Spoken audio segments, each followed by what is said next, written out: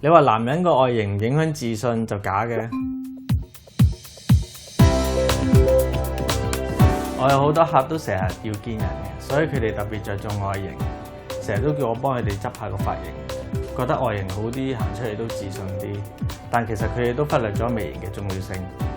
通常第一眼望人嘅都係眼神，如果條眉好耷啊、好稀疏啊，或者好似我以前咁有鴛鴦眉啊、崩眉嘅問題咧，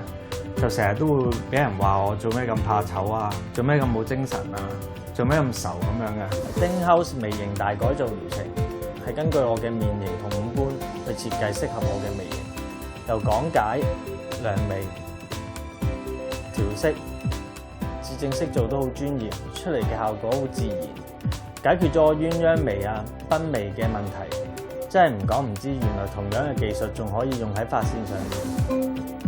而家個 M 字額都冇咗，後尾又整齊咗，再襯埋個髮型同面型，成個人望落都 sharp 咗好多，後生咗，自信都即刻大咗。